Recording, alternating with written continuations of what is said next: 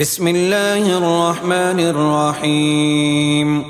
الحمد لله الذي أنزل على عبده الكتاب ولم يجعل له عوجا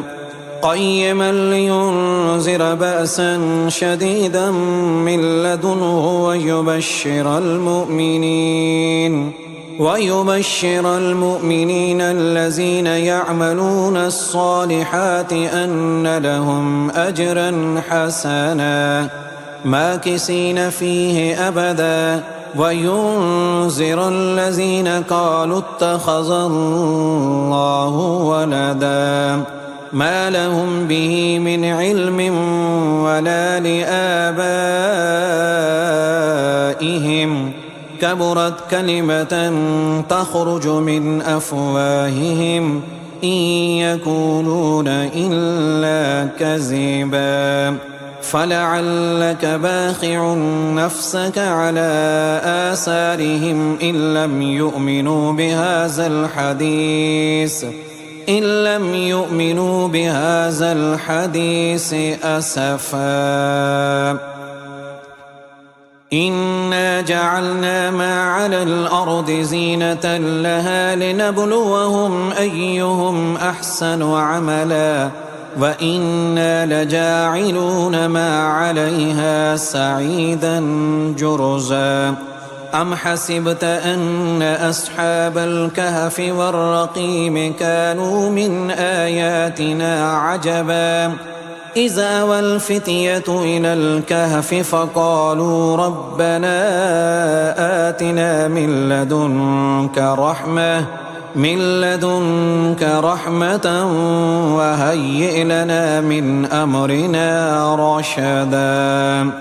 فضربنا على آذانهم في الكهف سنين عددا ثم بعثناهم لنعلم أي الحزبين أحصى لما لبثوا أمدا. نحن نقص عليك نبأهم بالحق إنهم فتية آمنوا بربهم وزدناهم هدى وربطنا على قلوبهم إذ قاموا فقالوا ربنا رب السماوات والأرض لن ندعو من دونه إلها لقد قلنا إذا شططا. هؤلاء قوم اتخذوا من دونه آلهة لولا يأتون عليهم بسلطان بين فمن أظلم ممن افترى على الله كذبا. وإذ اعتزلتموهم وما يعبدون إلا الله فاووا إلى الكهف ينشر لكم ربكم من رحمته ويهيئ لكم من أمركم مرفقا. وترى الشمس إذا طلعت تزاور عن كهفهم ذات اليمين وإذا غربت تقرضهم ذات الشمال وهم في فجوة منه ذلك من آيات الله. من يهد الله فهو المهتد ومن يضلل فلن تجد له وليا مرشدا. وتحسبهم أيقاظا وهم رقود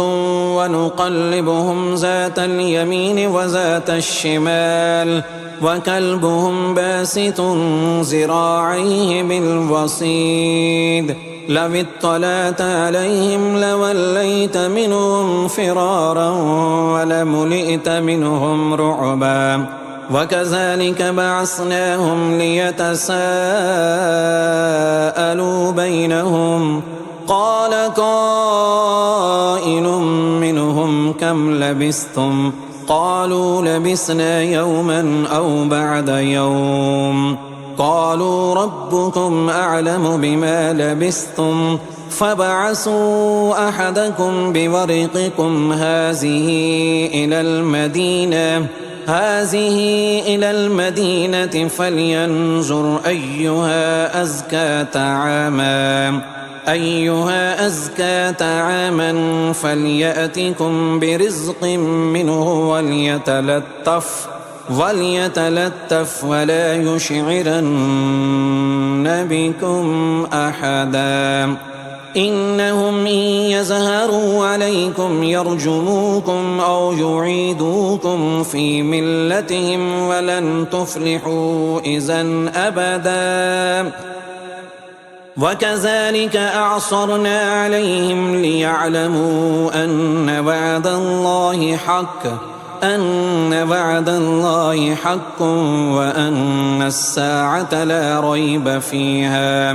إذ يتنازعون بينهم أمرهم فقالوا بنوا عليهم بنيانا ربهم أعلم بهم قال الذين غلبوا على أمرهم لنتخذن عليهم مسجدا سيقولون ثلاثة رابعهم كلبهم ويقولون خمسة سادسهم كلبهم رجما بالغيب ويقولون سبعة وثامنهم كلبهم قل ربي أعلم بعدتهم ما يعلمهم إلا قليل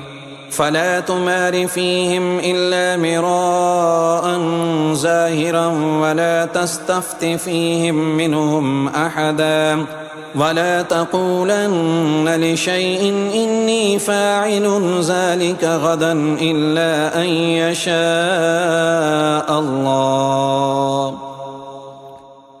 واذكر ربك إذا نسيت وقل عسى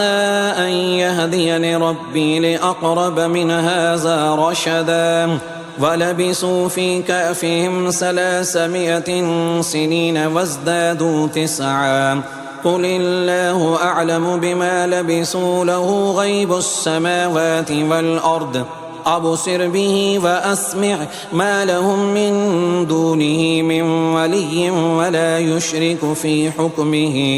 أحدا واتل ما أوحي إليك من كتاب ربك لا مبدل لكلماته ولن تجد من دونه ملتحدا واصبر نفسك مع الذين يدعون ربهم بالغداة والعشي يريدون وجهه ولا تعد عيناك عنهم تريد زينة الحياة الدنيا ولا تطع من أغفلنا قلبه عن ذكرنا واتبع هواه وكان أمره فرطا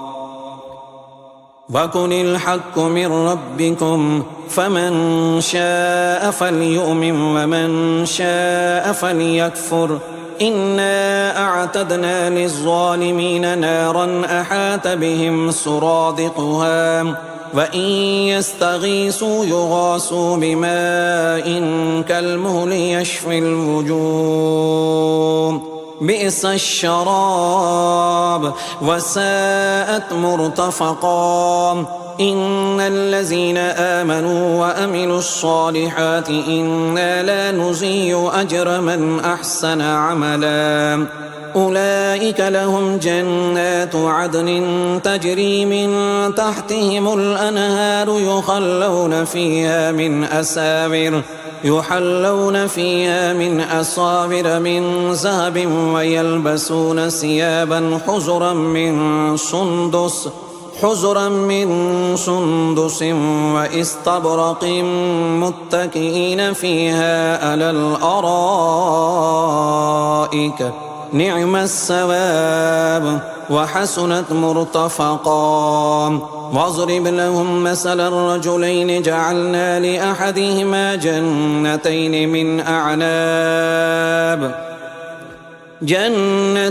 من أعناب وحففناهما بنخل وجعلنا بينهما زرعا كلتا الجنتين آتت أكلها ولم تظلم منه شيئا وفجرنا خلالهما نهرا وكان له ثمر فقال لصاحبه وهو يحاوره أنا أكثر منك مالا وأعز نفرا ودخل جنته وهو ظالم لنفسه قال ما أظن أن تبيد هذه أبدا وما أظن الساعة قائمة ولئن رددت إلى ربي لأجدن خيرا منها منقلبا قال له صاحبه وهو يحاوره أكفرت بالذي خلقك من تراب ثم من نطفة ثم سواك رجلا لكن هو الله ربي ولا أشرك بربي أحدا ولولا إذ دخلت جنتك قلت ما شاء الله لا قوة إلا بالله إن ترني أنا أقل منك مالا وولدا فعسى ربي أن يؤتيني خيرا من جنتك ويرسل عليها حسبانا من السماء فتصبح سعيدا زلقا أو يصبح ماؤها غورا فلن تستطيع له طلبا وأحيط بثمره فأصبح يقلب كفيه على ما أنفق فيها وهي خاوية على أروشها ويقول يا ليتني لم أشرك بربي أحدا ولم تكن له فئة ينصرونه من دون الله وما كان منتصرا هنالك الولاية لله الحق هو خير ثوابا وخير عقبا واضرب لهم مثل الحياة الدنيا كماء إن أنزلناه من السماء فاختلط به نبات الأرض فأصبح هشيما تذروه الرياح وكان الله على كل شيء مقتدرا المال والبنون زينة الحياة الدنيا والباقيات الصالحات خير عند ربك ثوابا وخير أملا ويوم نسير الجبال وترى الأرض بارزة وحشرناهم فلم نغادر منهم أحدا وعرضوا على ربك صفا لقد جئتمونا كما خلقناكم أول مرة بل زعمتم أن لن نجعل لكم موعدا ووزع الكتاب فترى المجرمين مشفقين مما فيه ويقولون يا ويلتنا ما لهذا الكتاب لا يغادر صغيرة ولا كبيرة إلا أحصاها ووجدوا ما عملوا حاضرا ولا يظلم ربك أحدا وإذ قلنا للملائكة اسجدوا لآدم فسجدوا إلا إبليس كان من الجن ففسق عن أمر ربه أفتتخذونه وذريته أولياء من دوني وهم لكم عدو بئس للظالمين بدلا ما أشهدتم خلق السماوات والأرض ولا خلق أنفسهم وما كنت متخذ المضلين عضدا ويوم يقول نادوا شركائي الذين زعمتم فدعوهم فلم يستجيبوا لهم وجعلنا بينهم موبقا ورأى المجرمون النار فظنوا أنهم مواقعوها ولم يجدوا عنها مصرفا ولقد صرفنا في هذا القرآن للناس من كل مثل وكان الإنسان أكثر شيء جدلا وما منع الناس أن يؤمنوا إذ جاءهم الهدى ويستغفروا ربهم إلا أن تأتيهم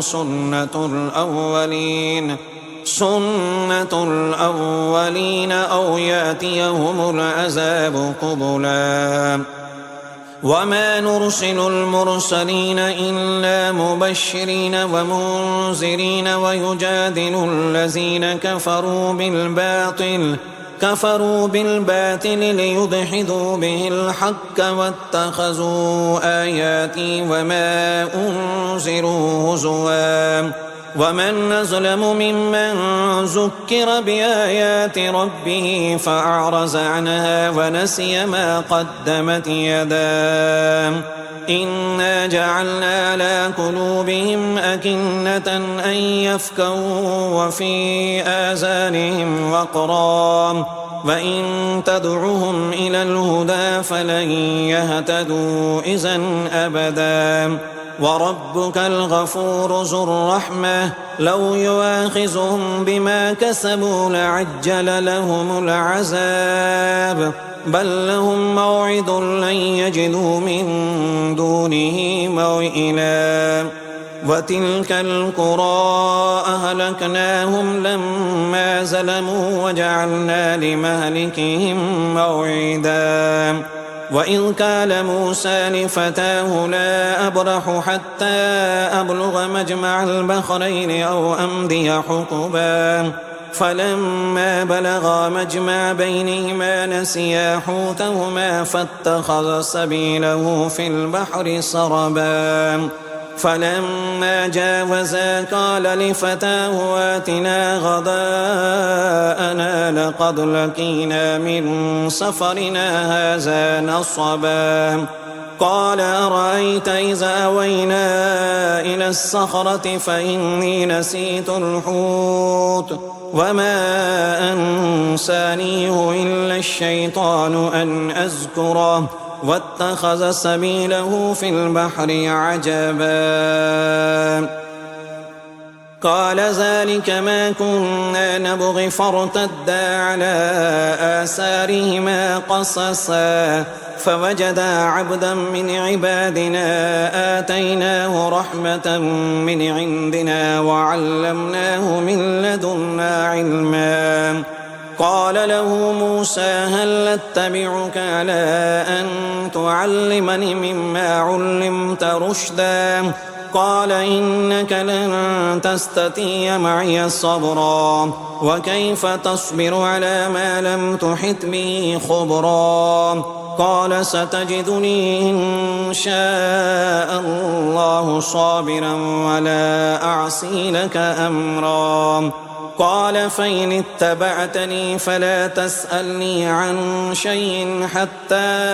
أحدث لك منه ذكرا فانطلقا حتى إذا ركبا في السفينة خرقها قال أخرقتها لتغرق أهلها لقد جئت شيئا إمرا قال ألم أقل إنك لن تستطيع معي صبرا قال لا تؤاخذني بما نسيت ولا ترهقني من أمري عسرا فانطلقا حتى إذا لقيا غلاما فقتله قال أقتلت نفسا زكية بغير نفس لقد جئت شيئا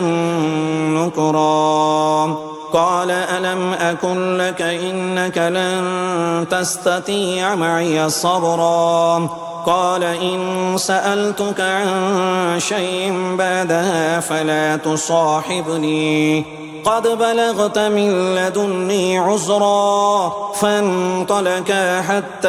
إذا أتيا أهل قرية استطعما أهلها فعبوا أن زيفوهما فوجدا فيها جدارا يريد أن ينقض فأقاما قال لو شئت لاتخذت عليه أجرا قال هذا فراق بيني وبينك سأنبئك بتأويل ما لم تستطع عليه صبرا أما السفينة فكانت لمساكين يعملون في البحر فأردت أن أعيبها وكان وراءهم ملك يأخذ كل سفينة غصبا وأما الغلام فكان أبواه مؤمنين فخشينا أن يرهقهما طغيانا وكفرا فأردنا أن يبدلهما ربهما خيرا منه زكاة وأقرب رحما وأما الجدار فكان لغلامين يتيمين في المدينة وكان تحته كنز لهما وكان أبوهما صالحا فأراد ربك أن يبلغا أشدهما ويستخرجا كنزهما رحمة من ربك وما فعلته عن أمري ذلك تأويل ما لم تسطع عليه صبرا ويسألونك عن ذي القرنين قل سأتلو عليكم منه ذكرا إنا مكنا له في الأرض وآتيناه من كل شيء سببا حتى إذا بلغ مغرب الشمس وجدها تغرب في عين حمية ووجد عندها قوما قلنا يا ذا القرنين إما أن تعذب وإما أن تتخذ فيهم حسنا قال أما من ظلم فسوف نعذبه ثم يرد إلى ربه فيعذبه عذابا نكرا وأما من آمن وعمل صالحا فله جزاء الحسنى وسنقول له من أمرنا يسرا ثم أتبع السببا حتى إذا بلغ مطلع الشمس وجدها تطلع على قوم لم نجعل لهم من دونها سترا كذلك وقد أحطنا بما لديه خبرا ثم أتبع سببا حتى إذا بلغ بين الصدين وجد من دونهما قوما لا يكادون يفقهون قولا قالوا يا ذا القرنين إن يأجوج ومأجوج مفسدون في الأرض فهل نجعل لك خرجا على أن تجعل بيننا وبينهم سدا قال ما مكني فيه ربي خير فأعينوني بقوة أجعل بينكم وبينهم ردما آتوني زبر الحديد حتى إذا ساوى بين الصدفين قال انفخوا حتى إذا جعله نارا قال آتوني أفرغ عليه قطرا فما استطاعوا أن يزهروه وما استطاعوا له نكبا قال هذا رحمة من ربي فإذا جاء وعد ربي جعله دكاء وكان وعد ربي حقا وتركنا بعدهم يومئذ يموج في بعد ونفخ في الصور فجمعناهم جمعا وأردنا جهنم يومئذ للكافرين عرضا الذين كانت أعينهم في غطاء عن ذكري وكانوا لا يستطيعون سمعا أفحسب الذين كفروا أن يتخذوا عبادي من دوني أولياء إنا أعتدنا جهنم للكافرين نزلا قل هل ننبئكم بالأخسرين أعمالا الذين زل سعيهم في الحياة الدنيا وهم يحسبون أنهم يحسنون صنعا أولئك الذين كفروا بآيات ربهم ولقائه فحبطت أعمالهم فلا نقيم لهم يوم القيامة وزنا ذلك جزاؤهم جهنم بما كفروا واتخذوا آياتي ورسلي هزوا إن الذين آمنوا وعملوا الصالحات كانت لهم جنات الفردوس نزلا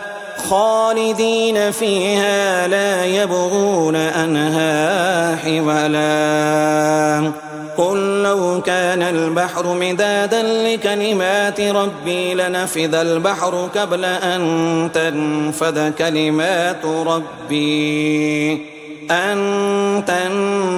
كلمات ربي ولو جئنا بمثله مددا